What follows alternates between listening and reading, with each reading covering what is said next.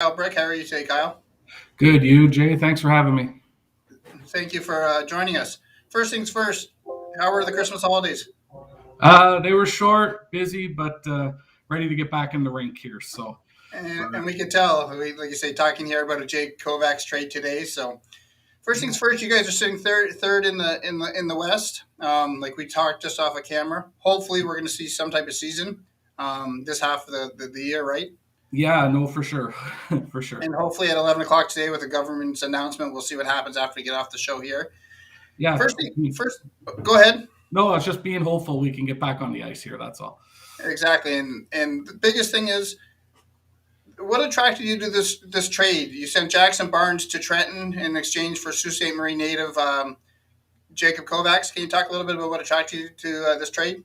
Yeah, well, to be honest, we've been trying to acquire Jake for a very long time. So, I got to know Jake when I coached him at the Gold Cup in his draft year there. So he was a player that I became comfortable with there. And then, it wasn't very fun coaching against him when he was with the Thunderbirds in his rookie season, where he kind of, had the ability to, change a game single handedly and have an impact on a lot of games against us. So Jake was a player we've been kind of targeting all season, and we realized that in order to get a player like Jake, that we had to give up a lot. And Jackson was a good young defenseman for us that had some success, but we're happy with the deal, and we think that Jake's going to make us a much better hockey team as we push down the stretch here. And with trading a 17-year-old for an 18-year-old and then in Kovacs, are you looking? Is this for the present or is this for the future? You know what? I think with our league and with our team, we kind of got to think right now. Sometimes it's hard to keep kids from year to year. Not only within our organization but within the league. So we're trying to fix things right now and trying to get things going here. And for people who don't know Jake and who didn't know him during the 1920 season with the Thunderbirds, what do you think the fan base can expect from Kovacs? Well, I think Jake reminds me a lot of. Hold on, honey. Sorry, Jay. No problem. Jake reminds me a lot of Caleb Siri. To be honest, he plays both ends of the ice and he has the ability to put pucks in the net. I don't think we'll ever have a player like Caleb again, but Jake's probably about as close as we're going to get. So we're expecting him to come in and be our first line center and have an impact offensively and also on the penalty kills. So he's one of those rare complete players that especially at his young age. So we're really, really excited to get him in the lineup on both ends of the ice. And not to ask any secrets, but who's going to play on either side of him? Can you tell us that? If I had to say today, Caleb Mins will be on his right. Who's on his left? I'm not too sure. Caleb Mins is the type of player that he gets a chance, the puck goes in the net. So we think those two will play pretty well together. And again, with everything happening, hopefully today, who knows on the announcement, but trade deadline for the NOJHL is coming up. As a coach and GM, can we expect anything more from Kyle Brick? Yes, you can. If it all works out, I can tell you I'm actively shopping. That's no secret. Looking to add a few pieces here to be a little bit stronger down the stretch. So when you bring in a player like Jake, you also want to surround him with the pieces to be successful. So we think we've got a great core here. We just need to add a little bit, and then we think we're ready to contend. And if we can talk just for a second about the first half of the season, again, if any players watching or listening, what do you want to work on going into the second half of the season? For me right now, I want to score more. That sounds cliche, but I've always had very, very offensive teams. Right now, our goals for total is down a bit, so we'd like to create a little bit more offensively. And the Jake trade speaks to that. But yeah, I can be cliche and say clean up the D zone and check better and all those things that coaches say every time they're in an interview. But at the end of the day, I just want to score more goals. And I think that that's going to be my target moving forward here. And with adding Kovacs being the again, talking about Sioux Thunderbirds, being a 16-year-old, he led the Thunderbirds in scoring. So it's something that he's going to add a lot to your roster, right? Yeah. And you know what? We, from when he played there, we play a kind of similar system as JP and Mark Dizano coach there. So we think Jake will be able to step in and, right into the systems and be impactful. So we can't say how excited we are here to get him on the ice this afternoon, actually. So. And a question, like you say, you're looking to add more players at the deadline. About Blind River. People don't know it's halfway between Sault Ste. Marie and Sudbury. How does it work with, say, a Siouxite or somebody like that when it comes to playing for Blind River? Can they live in the Sioux, or do they stay in Blind River? No, they need to stay in Blind River. I'll be honest, Jay, I tried that with some former players throughout my tenure here in Blind River, and what I found was it was hard for them to kind of, connect with the team and feel a part of it, being an hour and a half away. And then the other thing is we don't want them on the highways in January, February either, traveling back and forth to the rink. So we want to take that risk out of it. But if you're from the Sioux or Sudbury or Elliott Lake or somewhere close, you still need to live in Blind River to be a part of this hockey team. And a question again, going on to that is, for a player in Blind River, if they're going to school as a high school student or stuff like that, or a university student, how does that work with your organization? Well, our educational advisor is actually the principal at the local high school. His name's Brian Beauchamp, and he's done a lot of good things for us. So he usually gets them set up, whether it be online learning or, they're in the high school from a day-to-day standpoint. But so we kind of make all kids feel welcomed when it comes to school, and we make it work that way. Obviously, we need them to be students first and athletes second, but we found a little bit of a niche here where we can also make them successful in the classroom and on the ice. And second last question, again, talking about being in Blind Rivers, for one of your players, what's a day like when it comes to being on the ice or school? How does that all work in Blind River? Well, a normal day would be if you're a non-school kid, you'd get up in the morning, and then we've got 3 groups going to the gym at different times. So you would report to the gym, you would report back to your billet house for lunch, and then videos at 1 and practices at 3.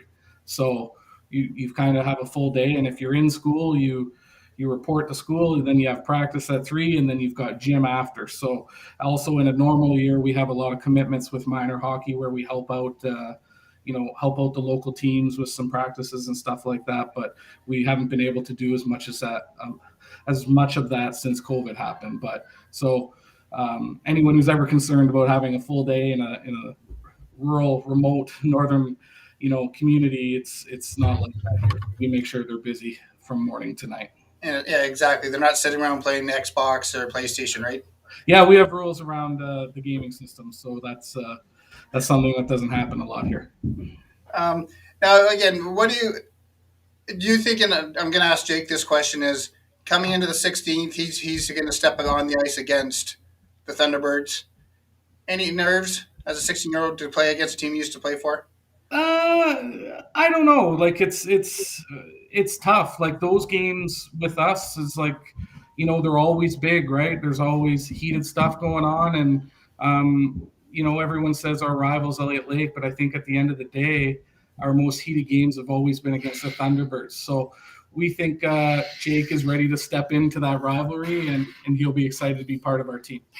And being a Siouxite on Blind River probably creates a little bit more for the rivalry, right? Yeah, that's right. And then we've got, Gavin Dizano as well, and we know they're close, so they'll be able to, kind of bring the rivalry to it. So, and I'm sure Jake's got lots of friends on the Thunderbirds. So, but, we'll forget about that when puck drops. Well, exactly, and you have to do that as a coach, right? Because a lot of the kids over there from the Sioux, right? That's right. So we're excited to get started, and we look forward to the Thunderbird games. So. Last question. Anything you'd like to answer like you say, are we heading into the second half of the season?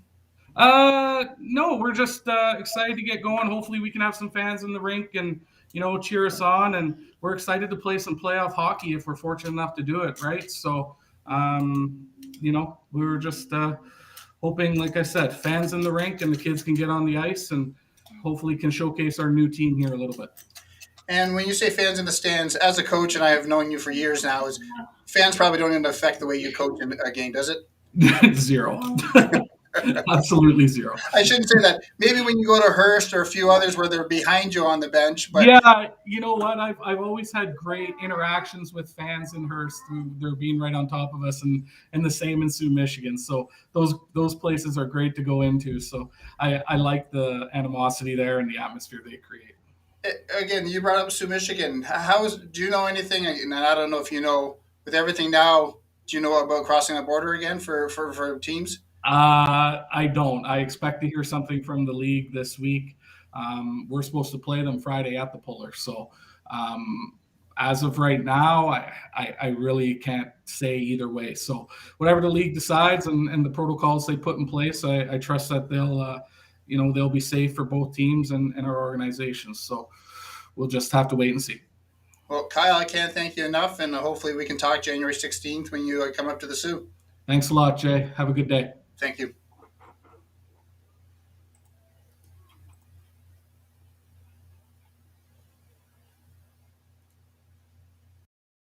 Northern Sports Radio is the evolution of sports radio in the North, and it's finally here. Let's go! You, me, and a couple thousand sports fans. You might want to sit back and listen to our entire Northern Sports Radio team that is the most respected sports experts in the North. All you ever wanted from the sports leader, Northern Sports Radio, the evolution of sports radio in the North. Northern Sports Radio is the evolution of sports radio in the North, and it's finally here. Let's go! You, me, and a couple thousand sports fans. You might want to sit back and listen to our entire Northern Sports Radio team that is the most respected sports experts in the North. All you ever wanted from the sports leader, Northern Sports Radio, the evolution of sports radio in the North. Northern Sports Radio is the evolution of sports radio in the North, and it's finally here. Let's go! You, me, and a couple thousand sports fans. You might want to sit back and listen to our entire Northern Sports Radio team that is the most respected sports experts in the North. All you ever wanted from the sports leader, Northern Sports Radio, the evolution of sports radio in the North. Northern Sports Radio is the evolution of sports radio in the North, and it's finally here. Let's go! You, me, and a couple thousand sports fans. You might want to sit back and listen to our entire Northern Sports Radio team that is the most respected sports experts in the North. All you ever wanted from the sports leader, Northern Sports Radio, the evolution of sports radio in the North. Northern Sports Radio is the evolution of sports radio in the North, and it's finally here. Let's go! You, me, and a couple thousand sports fans. You might want to sit back and listen to our entire Northern Sports Radio team that is the most respected sports experts in the North. All you ever wanted from the sports leader, Northern Sports Radio, the evolution of sports radio in the North.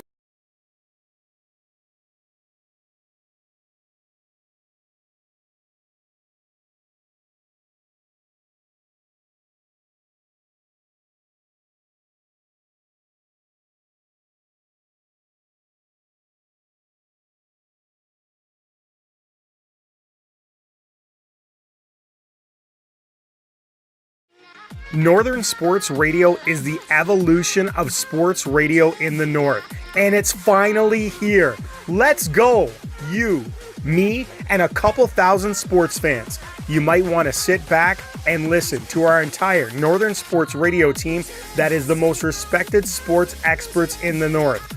All you ever wanted from the sports leader, Northern Sports Radio, the evolution of sports radio in the North.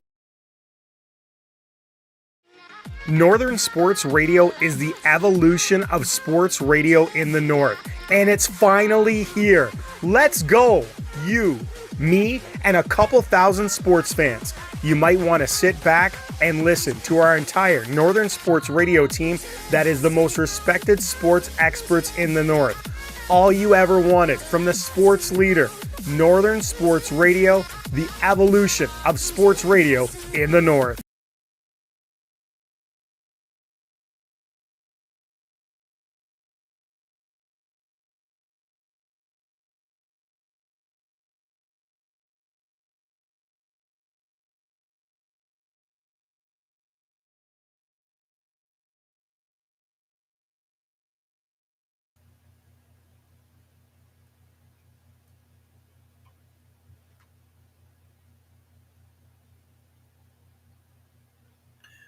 How are you today, Jake? I'm good. How are you? Good, good. In Blind River? Yeah, I just got here about 10 minutes ago. Just saw the room and everything. So, can you turn your phone sideways? There Is we that go. better? There we go. Now you look full size. There you go. So, first things first. You're not coming home exactly. You're from Sault Ste Marie, but you're only an hour and a half down the road. What's that feeling like? It feels good. It feels good to be close at home. Like you said, I'm not exactly at home, but it's good to be close at home to so my family can drive and come see me, and I can see them as well. And I know your dad quite well, and like you say, I know again he's going to be quite excited to watch his son play close to home instead of on hockey TV, right? Yeah, he's excited to come watch me play again in person. So even like my mom and my stepdad, so I'm just excited to see them in the stands again. And that's the biggest thing you just said. I just got off the interview with Coach Brick. Is biggest thing we hope the announcement is you're still allowed to have fans in the stands, right? Yeah, it's difficult for when you can't have fans, but it's just the way we are right now, so we can't really do anything about it. But I'm hoping that we can get some fans in the rink. And as a junior A hockey player, again, fans are great, but the biggest thing you just want to play, right? Yeah, the fans, yeah, like you said, are great. It's amazing having fans watching you, but at the end of the day, all I want to do is play, and that's my main focus, is just being on the ice. Now, one thing I asked Kyle again, Jackson Barnes went to Trenton in exchange for you coming to Blind River. Why did you look for a trade and come to the NOJHL? What I was doing in the OJ, I feel like wasn't good enough. So I felt like I needed to take a step back and kind of find my game again and get my confidence back. And I felt like I could do that here in Blind River with the great program, great coaches, just how they can help me find my way back. And the thing, for people who don't know you, everyone brings their own style, attributes to the locker room. Some tell jokes, some set playlists. What are you going to bring to the Blind River dressing room? In the dressing room, I feel like I'm going to bring motivation. If any of my teammates are down, always pick them back up, never leaving a head to hang. Even if we do lose, always keep them up, keep them proud of who we're playing for, what we're playing for, and just be supportive of everybody on the team. And coming back to the NO, like I say, I was talking to Coach Brick, is you played for the Thunderbirds in 1920. You led the team in points. Do you find that's any pressure on you to try to do the same with Blind River? No, not at all. I know what I can do out there, and that's what I'm going to do. I'm going to get points. I'm going to produce, and I think it's going to be fun in Blind River. And you're stepping on the ice today for practice for the first time, and hopefully we see NOJHL hockey at the end of the week, depending on what the announcement is today with the government. How much excitement for Jay Kovacs to step back on the ice in the NOJHL? Yeah, it's exciting. It's exciting. With new team, it's even more exciting because it's going to be a different experience in the league. I'm just really excited and a good group of guys, so it's going to be exciting stepping on the ice today. And then Coach Brick mentioned, again, he got to coach you in the Gold Cup. Yeah. a few years ago, and so you have a little bit of a relationship and know who each other are. But what do you know of Coach Brick and his style of hockey? Uh, Coach Brick, yeah, he's a good guy. Very motivating towards the guys. Good coaching style. Um, I haven't really played for him enough to exactly know, but as what I heard, he's a great coach, great guy, fun to be around. And yeah, I know he's going to help me get to where I want to be. And he had mentioned he wasn't telling us all the secrets, but he's thinking Caleb Min on one side of you, and I think someone else is going to have to earn their spot to play on the other side of you on the first line. Is again going back. Is that any pressure being thrown right into the first line? No, not any pressure. I been first line a lot. Yeah, no pressure at all. I know I can produce with that first line, and I feel very confident with who I'm playing with. So. And now, as an 18-year-old, like say, coming back into the league, are you still you have been drafted to the OHL? Are you looking at that avenue, or are you looking at school? Um, Now I am looking towards school. It was hard going to the OHL camp, not making it. It was hard. Obviously I didn't make it, so I am going to look towards school now, and hopefully I can get a scholarship to a good school. And I asked Coach Brick about the rivalry between the Sioux and Blind River. When you step on the ice January 16th and you see Ste Marie and Chaffee on the other side that you played with, what do you think the thoughts in your head are going to be? It's going to be exciting. I'm going to be really excited to play against them. I played with Brock, and Chaff was a call up when I played, but I've known the guys for a long time. But it's going to be very exciting to play against them. Going to have that rivalry with them. It's just going to be really exciting. And it probably adds a little bit to get the rivalry of the orange and blue against the red and black, right? Yeah, very. I know they're going to be coming after me, trying to take my head off. But I'm just going to keep my head up and look forward, and I'm going to have lots of fun out there playing against them. And January 16th, when you score a goal against the Thunderbirds, what's the celebration? Hopefully it's in overtime, so it means more. I'm going to skate as fast as I can down the ice and drop down on my knees and go crazy. Well, we'll make sure we get a picture of that one. Yeah. Last question before I let you go, and we ask all the players, is who'd you like to thank and that before we let you go? My family. My family's been supporting me throughout this whole thing. My biggest supporters. My dad, probably one of my biggest supporters with my mom, just supporting me throughout all this. My decisions, trusting me on coming here. Just trusting me. My parents, my brother. My brother's been a really big supporter of me. My friends, all of that. So, Jake, I can't thank you enough, and hopefully we can get you on camera on the 16th after you play the Thunderbirds and get that winning goal. Yeah, hopefully. Well, Jake, thank you very much, and we'll talk to you soon.